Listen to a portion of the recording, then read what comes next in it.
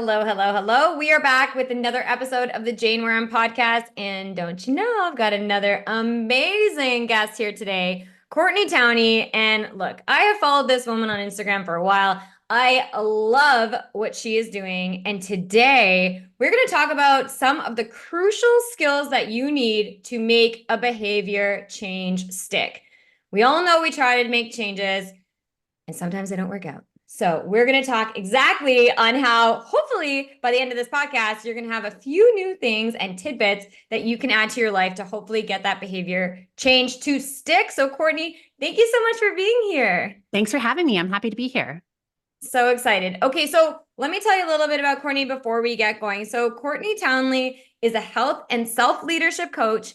She has been helping women worldwide take better care of themselves with more consistency and ease, which I love ease, for the past 20 years. She helps women mend their relationship with themselves to achieve a deep health and live with more power, purpose, and impact. Amazing.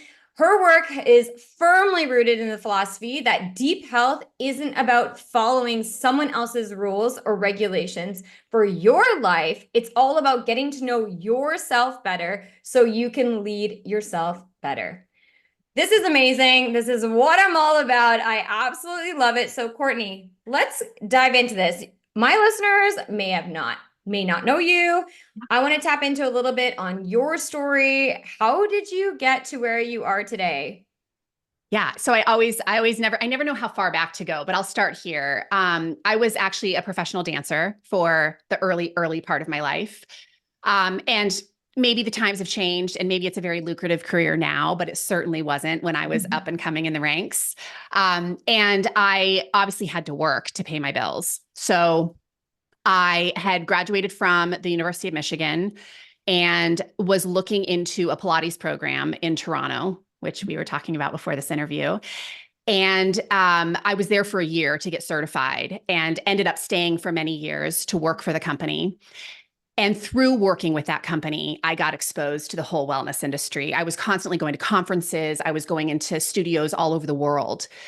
And it got me so excited because I was a mover. I loved teaching movement. And I was really excited that there was just such a big conversation being had around health and wellness.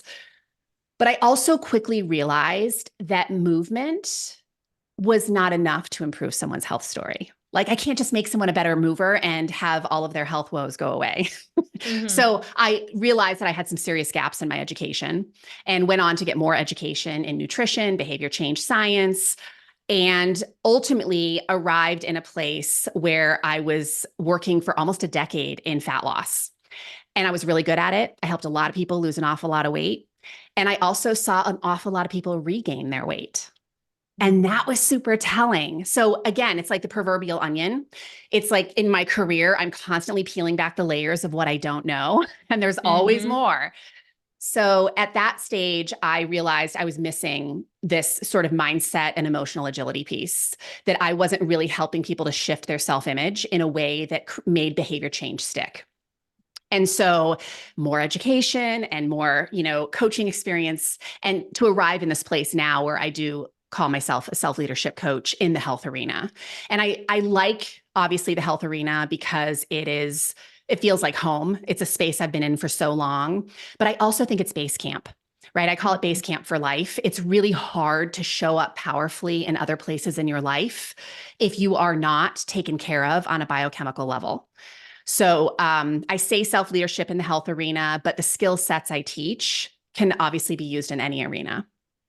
Yeah. Oh, that all so much resonates with me, especially working in the health industry myself and coaching clients. And I mean, you don't know what you don't know. And, creating programs for them and checking in on them and, nutritional plans and so forth. And then they're just not getting the results that you want, or they're just still equally as unmotivated, or, and I can like think about specific clients that later actually in life did some of my mindset programs. But it's interesting because I was like, what is happening? Like, why are they not clued into this? But I didn't realize my health mindset was in check. I had got that in check, but they hadn't caught up yet. And so I love that you tied in that you started to study and work on self-image, because for sure that plays a major part in health and wellness. So when it comes to this health and self-leadership, so how do you start to guide your clients to like take on this type of mindset or start to understand this? Yeah.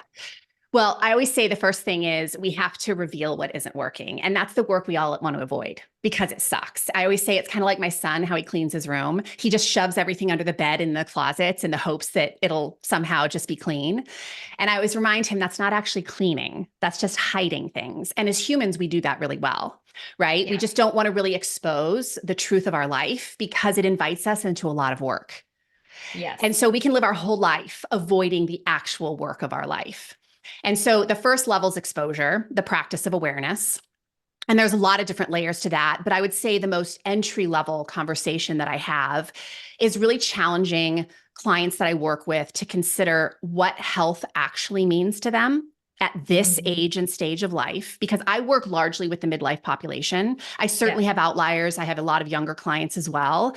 But the midlife population is a really interesting population, especially of women, because they're living at a time with the most amount of stress, with the least amount of hormones on board to help them manage that stress. And so I call it the renovation years. Like if you are not willing to take a good look at what's broken in your life, you are setting yourself up for some really tough years. And so when we consider that question, what is health? When I first asked that question, like, well, let me ask it to you. Like, how would you probably are going to define it in a really sophisticated way because you've had this conversation and you think this way, but how would you define health? For me, health is a feeling. So Beautiful. it's definitely feeling like energized, but it's interesting because that's exactly redefining what health meant to my clients was a critical thing. And I think I love that you said right now in their life, because and it's not just women that do this, but a lot of women listeners probably have, where it's like you live in your legacy of like, oh, but in my 20s, I was so fit. Like I'm 39. So it's like in my this, I was so fit, or at this time I was like so good. And it's like we live in this like legacy of ourselves and just be like, okay, great. So I mean, you know what's possible, but you're a whole different human now, a different age, Totally. different, like you said, different hormones, different life. So let's focus on now. So I like that. Keep going. Yeah. So what I have found is the way that we're conditioned, and we're conditioned by so many things. We're conditioned by culture at large. We're conditioned by traditions. We're conditioned by parents, by schools, by media, all the things. And what a lot of those spaces and places teach us is that health is number one, a look, right? And I'm speaking especially for women, right? We have been very conditioned to believe it's a clothing size, it's a bikini ready body, right? We could go down that rabbit hole of all the things that means. And I always say, like, I am guilty of drinking that Kool-Aid. I spent the first half of my career believing that health was a look. And I was a very fit looking trainer. And I think sadly, that's why a lot of people hired me, but I was not healthy. I was like, I had joint pain all the time, horrific PMS. I was super reactive. I was not healthy. So I always say you're like, I'm nice to you, but my partners are like, you're like outside of the gym, you're like, I'm raging. And I always say, like, trying to judge somebody's health based on how they look is a lot like trying to understand someone's life by looking at their social media account. Like those things do not add up. But we are, again, conditioned to believe that. People also believe that, health is an athletic achievement. So if I'm a marathon runner, if I'm an Olympic lifter, if I'm a, really accomplished ice skater or a dancer, I must be healthy. Well, let me tell you the number of times I came off stage and some of the dancers I looked up to the most, they had eating disorders, they were smoking chronically, they weren't sleeping at night, right? So our athletic achievements are also not health. I've worked with so many unhealthy athletes over the years. It's also not data, right? Like having hormone panels done and blood profiles and body fat percentages done, all of that's well and good. I'm like, well, okay. BMI is a whole nother conversation, but yes, but data has a place, right? Of like course, data of course. has a place for helping you to understand that your chemistry is functioning well. But data alone does not speak to your total health story. And then we also have this idea that health is the absence of disease. And I have a huge beef with that because I have so many clients who are rumbling with disease. I have a client with ALS. I have a client with Parkinson's disease. I have many clients who have gone through diagnoses of cancer. So the way that I like to shift that for people is that health is really how we show up within disease. And I like to hyphenate the word dis-ease because dis-ease is a part of life. It just is. And maybe dis-ease for you is going to show up as an illness or a diagnosis, but for someone else, it's going to show up as a divorce, or it's going to show up as some kind of financial problem or some kind of catastrophic event in their life. It shows up in so many ways. And learning how to be with it in healthy ways is actually how we promote health. So today, having said all of that, I'm a big believer that health is really power. It is our capacity to feel fully alive from cell to soul. And we like to focus on the cell part, but not the soul part, right? So we do the exercise and the diet programs and all the things, but we aren't really checking in to ask ourselves hard questions like, what does success look like at this age and stage of my life? And how in alignment is my life with that definition? So I talk a lot about integrity pain. Integrity pain is, to me, I think it should be a diagnosis because I think it would probably be the most prevalent diagnosis out there. Integrity pain is essentially when we're living our life in a way that is misaligned with what we truly want for our life. So just think about that in the health conversation. We want to feel vibrant and strong and sleep well through the night. And yet we're eating crap, staying up, watching Netflix, checking our social media accounts in the middle of the night. And so there's integrity pain. Not only is there physical pain, but there is the pain of knowing that you are showing up in a way that is misaligned with what you actually want. And that is, to me, that's the work that I do. I help women get out of integrity pain, whatever that is for them. And that goes deep, like, and that oh wow, this is so many good tidbits there. And I really like this integrity pain. I like how you said that because I mean, how many times do we hear, how many times have we said, or listeners, you said, I know what I need to do, but I'm not doing it. Yeah. Like, oh, I know what I need to do. I'm like, but do you really? Like, well, maybe you knew what worked before. Does it work now? And it's so true. Like I found, women, when it comes to mindset, when it comes to health in general, average person wants to be told what to do. They want to lose a certain number of weight. You know, they're just like, I need to lose weight. I need to fit into these pants. I need to, whatever it is, X, Y, Z. And in my head, I'm like, you need some mindset work. And then it's like, okay, well, we're actually going to get, in my mind, I'm like, I'm going to get you doing less. And they're like, what? I'm like, well, you're already struggling to do what you've got on your plate. So we need to create space for you to do more. So it's like, well, we need to get you doing less.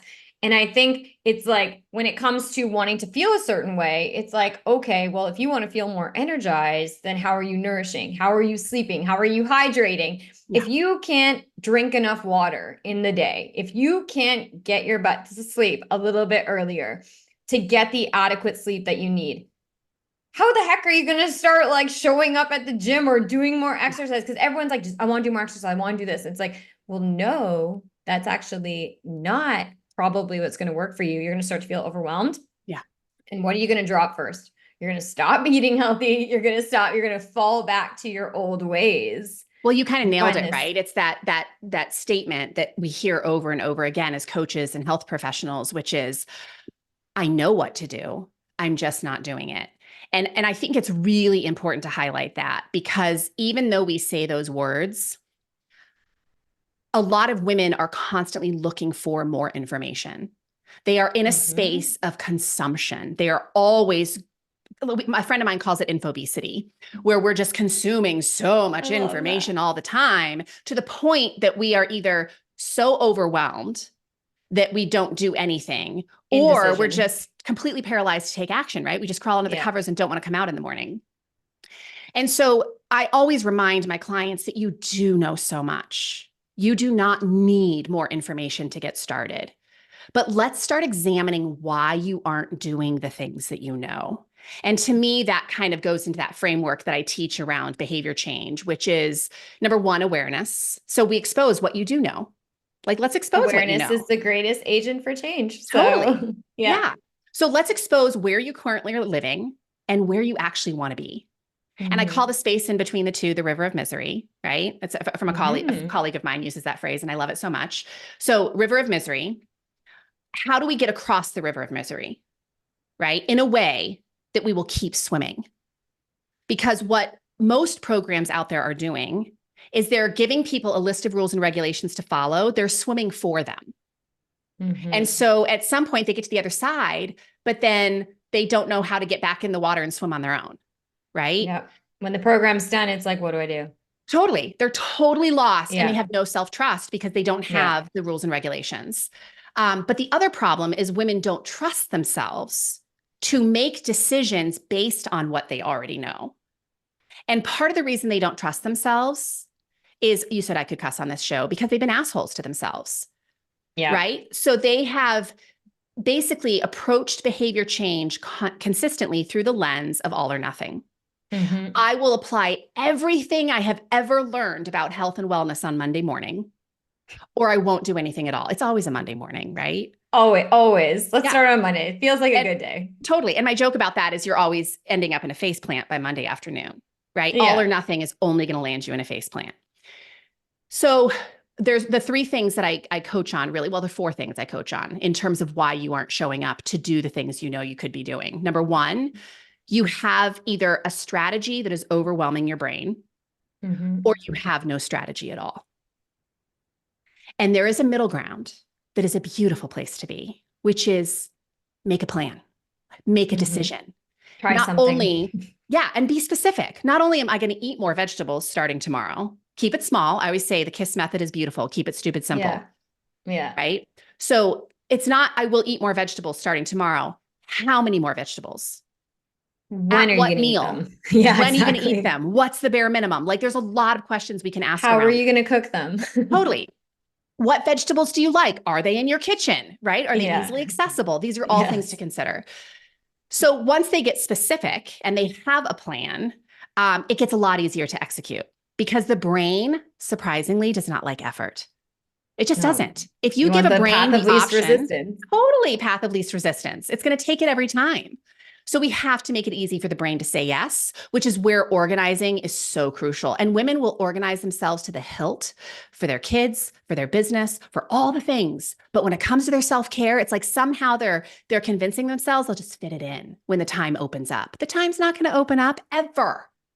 How So we have many to be women I'm deliberate. sure too you've heard say, and I've, because most of the women I worked with have kids, and they're like, well, they're like, yeah, I prepare all this healthy food for my kids, and then I'm just eating like cheese and crackers for lunch. Totally. And Totally. I'm they planning cut my up all kids the to eat vegetables, all healthy. the things for their kids, Yeah. and then literally they're eating cheese and crackers. And I'm like, okay, something's wrong here. Exactly. Exactly. So the strategy or lack thereof can be a huge barrier. Mhm. The second reason I find a lot of people don't follow through, of course, your topic of choice, right? Mindset. Like the way that we think about the behavior, the way we think about ourselves is either going to inspire us to do the thing or create a lot of resistance around the thing. So we Mhm. have to change our relationship to whatever the behavior is. And that is a tremendous amount of mindset work. But along mindset work is emotional agility work. So Susan David wrote the book Emotional Agility. She's an incredible psychologist. I highly recommend everybody listening go out and get that book.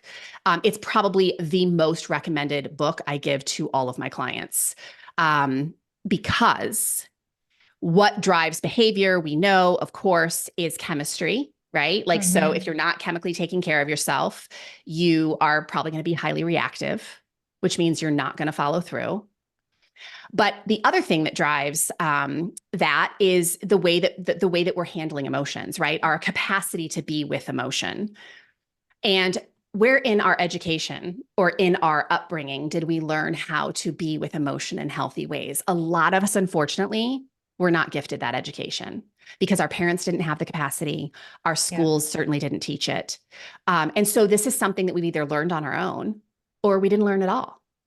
And so what do we do as a 40, 50, 60-year-old woman who's living a really stressful life when we're feeling stressed, when we're feeling frustrated, when we're feeling irritated? We turn to things for pleasure that are actually harming our well-being and not supporting it. We pour the alcohol, we eat the food, we turn on Netflix, even though we said we wanted to go to bed earlier, right? We do all of these things to get a quick hit of something that feels better than what we're currently feeling. So there's a lot of work around helping people to be with difficult emotion so they can learn from it rather than constantly avoiding it. And like you said at the very beginning of this episode, you were saying escaping. You were, like you had a tendency to want to escape your life, or maybe this was before we started recording. Yeah. But women, we are doing that all the time in our life. We have not designed a life. We're living life by default. And default doesn't feel good. So we have a lot of coping mechanisms and things that are really like hurting our well-being. So if we start designing a life that feels on par with what health actually means to us at this stage and what success means to us at this stage, we start reducing integrity pain, our health starts skyrocketing, and we feel 10,000 times better. So thought management, emotional agility, and the final piece that I always teach is realignment. The practice of realignment is a big deal because I think a lot of people have this misconception that consistency means that you never fall, you never get sidetracked, you never get misaligned. That is so not what consistency is. Getting misaligned, getting sidetracked is just a part of life. It's feedback. So, yeah. Totally. And so if we don't have ways of bringing ourselves back into alignment, we can stay misaligned our entire life. And then again, we're living a life of integrity pain. So I always use the analogy of going to the grocery store. If you were to go to the grocery store today and you somehow took a wrong turn, I would hope that you would not pull over on the side of the road and pitch a fit for the next 6 months and convince yourself that you could not find your way to the grocery store. But that's what we're doing with health. We have a plan. Life happens. Curveballs come. We get misaligned. And then we sit on the side of the road, convincing ourselves it's too hard. I can't do this. I'm just not the type of person who, like all those false beliefs come into play. And it can be months, years, decades before we actually start driving again towards our original intended destination. And that does not need to happen because that, again, circles back to mindset work. It circles back to emotional agility. It circles back to strategy. And so the other thing I think is really important to acknowledge is that health is not a static thing, nor is it a one-dimensional thing. It's multidimensional and it's dynamic. It's always changing because life is always changing. Mm-hmm. And so where in your life did you learn skills to help you manage a life of transformation? That's not what most programs out there are teaching. They're teaching you how to create a once-in-a-lifetime transformation. That's not what I want for my clients. I want them to have the skills to navigate a life of transformation. And that's what these things we're talking about help people do. And what a beautiful thing, because I mean, it's natural to seek out a program if you have a specific, when it comes to health and wellness, there's typically a specific goal. Like you know, you have a specific goal, so you seek out a specific program for that. But you're exactly right. It's really just a Band-Aid fix, and there's no guarantee it's going to work for you. But when you actually start to peel away the layers and start to get to the root cause of why you've been yo-yo dieting, why you've struggled with your weight your whole life, why you've actually maybe never felt healthy. And, that breaks my heart when I work with women, that are in their 40s, 50s, upward. And it's like, they've never felt healthy. And it's like, oh my gosh, like, okay, we're gonna get you there, we'll get you feeling that way. But it's really getting to the bottom of that. So what would you say then? So in terms of those like crucial skills for those behaviors to stick, like you talk through some of those key things. What are some of those skills that are missing from programs? So how do women know, like if they're seeking out help, they want to get healthier, they want to feel better in their life, they want to feel more empowered in their health, like what should they be really honing in on and working on? Yeah. So number one, I think every human would be a better human if they had a practice of awareness. And practices of awareness are radically different for everybody, right? A lot of them are the same. Like some people really like journaling. Some people really like, doing meditation. Like there's a lot of ways that we can become aware of self. But the way that the ways that I like to break it down is we need to become aware of behavior.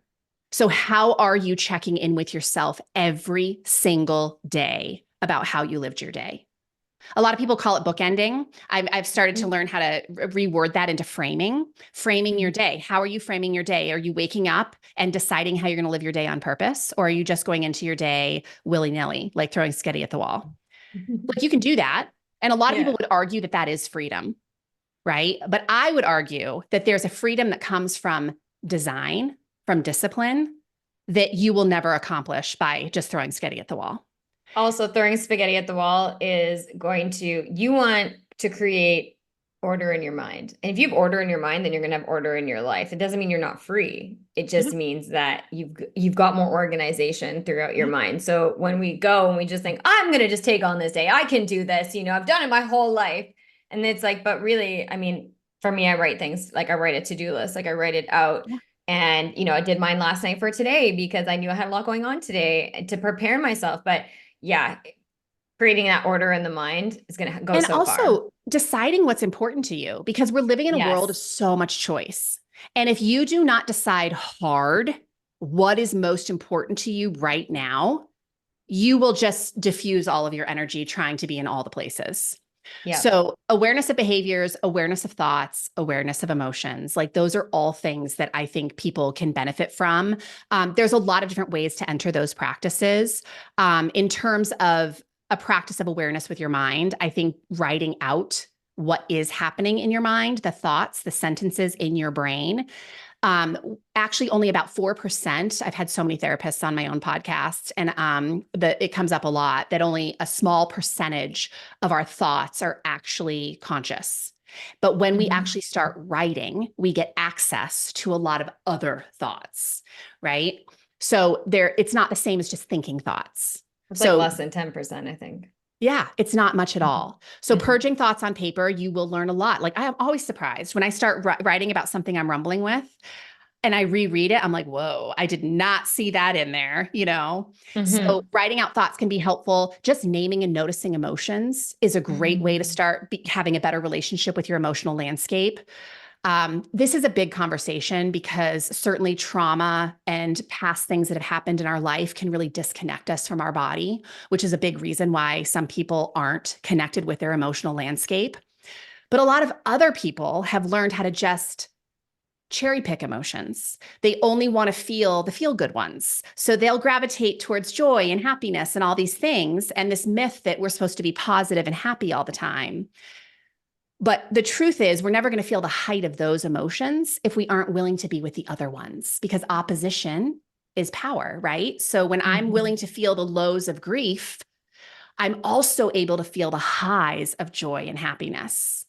So sort of embracing the whole spectrum of human emotion. And that is a big area of struggle for a lot of people who have not even paid attention to their emotions ever.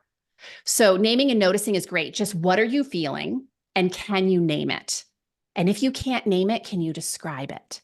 That's a great entry level exercise. So that's the practice of awareness. Practice of organization, like a really simple exercise for that is just considering that tomorrow, how do you want to spend your day? You have responsibilities. Everyone listening to this probably has some things they have to do. They have to feed their dog. They've got to maybe go to work. Maybe they have to go to the grocery store. List out the have-tos, the priorities. But then where's your time showing up? Where's the self-care? Where's the time and space you're going to create to reflect on how you lived your day? Get intentional. And it's not going to be perfect the first several times, the first few weeks, the first few months you do it. But the more you do it, and you start living your life in alignment with that plan, things really start to shift. So just making a plan for your day, I think, is a really powerful thing. And then going into the practice of follow through, which is where I teach the mindset and emotional agility work. Again, mindset work for the purposes of this podcast, I think the best place to start is with journaling. But then I ask clients a lot of times to pull out just even one sentence from the page and just ask, is it true? Is it true? And 99.9% of the time, You cannot say with absolute certainty that anything is true. And what's awesome about that is then you get to consider, well, what else might be possible? Because thinking is optional, right? Thinking about things in a certain way is optional. So if I know that this isn't a fact, it's not 100% true, I can start considering other possibilities. Emotional agility, I said the naming and noticing, and I probably would just go as far as that with this podcast, because I think because we rumble so hard with that, it's a really Yeah. safe and great place to start. And then with realignment, a lot of it is pre-deciding in advance how you will talk to yourself when you get misaligned, because it's coming. It's coming today. In the next couple of hours, something inevitably will happen where you put something in your mouth you didn't mean to, you talk to someone in a way that you didn't intend to, you spend more time on something than you wanted to, right? Like misalignment's coming. So what is the quality of the dialogue happening in your brain when those moments come? Pre-decide that. So you're not trying to, right? Because we're usually reactionary about that. Very, yeah. So if we can just create a little bit of space to consider, how do I actually want to talk to myself here? And if I've already pre-decided, I've made that easy for my brain. So it's easier to do that work. So those are all, I would say, definitely entry-level exercises for those different stages or those different practices. And that is so helpful. Anyone listening, you probably need to go back, get your pen and paper if you haven't written that out, and write it out, because I love journaling. It's helped me so much. It's helped me break through limiting beliefs. It's helped me create, as I say, new truths, new beliefs. It also, and you're exactly right, it's if you're have things on your mind, some hard things that are on your mind that are bringing you down, it's like, write it all out. And then if you take like I love that, take one sentence out of that and see, is it true? Because, your mind will believe anything that you tell it. So if you repeatedly tell it that you're never going to be healthy and you're never going to be your dream weight or whatever, it's going to believe that until you shift that. Well, and not So only that, but your thoughts become self-fulfilling prophecies. So what the yes. tape that is playing in your head on repeat, I'm never going to be healthy, the brain loves to prove itself right. So when that's the tape that's playing, the brain is going to look for ways to make that true. So this is the reason why really exposing the quality of your thinking is so powerful. And the other thing I want to mention is, when you journal, it's really important to remember you don't have to just journal about hard things. Journal about the great things. Journal about what's going awesomely well in your life, because it's really powerful to see the quality of that thinking. When things are going well, when you're feeling good, when you're feeling confident, what are the quality of the sentences in your brain in those moments? Yeah, that's amazing. I love that. And too, I mean, I think it's important what I do at the end of, I look for the good in situations. So even after having a hard day, you think about, okay, you play back your day and Yeah. where can I find the good? Like, what worked in my favor? Where, like, you need to sometimes find it. Cause like you're saying, if you have, whatever limiting belief rolling through your brain, your self prophecy, it's like literally you might think, okay, wait a second. No, this happened and this Yeah. is helping me move something forward. And I did this for me today, which I don't typically do. And so it's like you find the good. And then exactly, it starts to raise your feelings. The better you're feeling, the more positive you're thinking, the better your thoughts are going to be. So it's a beautiful cycle when it works the right way. Well, and the other great news, and also hard truth, it's both, is that all of this is a practice. Mm-hmm. Who you are today is just the culmination of a lot of practices. That's it. Like, your self-image is a practice. Mm-hmm. And I say it's great news because it means we have the potential to practice new things, to become new things. And yes, there's a lot of work in that, because you have to do a lot of reps, a lot of repetition of behaviors, of thinking, of journaling, of all the things we've talked about so far, in order to shift the way you operate as a human. But neural pathways, we know this is the beauty of neuroplasticity, right? Is that we can rewire our brain at any age and stage of life. And why not take advantage of that? right? It's like giving someone the keys to all this abundance and possibility and then just saying, oh, no, thanks. I'm just going to stay right where I am. And if you're happy where you are, more power to you. But if you're not happy, take the damn keys, right? Open the door and start doing the work. I love it. I love how you worded that too. I was just saying in an interview before this exact same thing. I'm like, mindset. I mean, this could be a slap in the face at what, your current life you're unhappy with, your current health you're unhappy with. You've created this for yourself. Like this is all, our mind creates our reality. What we say creates our reality. But the great part is we can change that at any point. Yeah. And so, oh, so great. Oh my gosh, there's so much juice in here. I absolutely love it. So Courtney, share with the audience on where you show up. I'll have all of your links and everything in the show notes, but where do you show up most and what do you got going on right now? Yeah. So let's see. The place I probably show up the most is Instagram. At Grace Grit is my handle, and on my own podcast, which is Grace and Grit. And what I have going on right now is I'm writing a book. I have a book coming out next year, which I'm terrified and simultaneously excited about. I always say to my editor that I'm 51% excited and 49% terrified. So anyway, that's what I have going on. That's so exciting. And so we'll keep an eye out for that. I mean, yes, honestly, I don't know anyone that's put out a book and not been happy about it in the end. So it's going to be amazing. A lot of work. But I also feel like it's, like I've really decided hard, because we talked about this. I'm going to use this as an example. I decided hard that this, number one, the book was needed, because I feel this has been like literally my last 30 years of work, right? Is culminated into this book. And the things we're talking about on the show today that's all in the book. It's needed, but I also decided hard that I was going to make the process joy-filled and easy.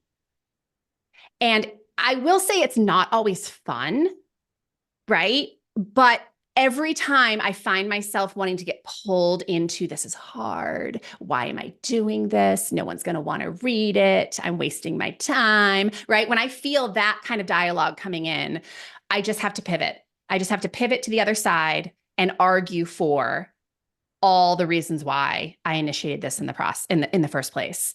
And I will say so far, it really has been that. So that's a good thing.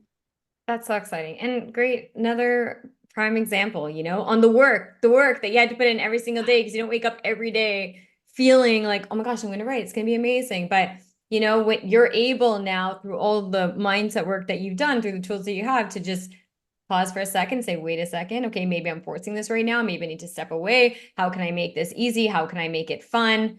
And then reevaluate. So thank you, Courtney. This has been absolutely amazing.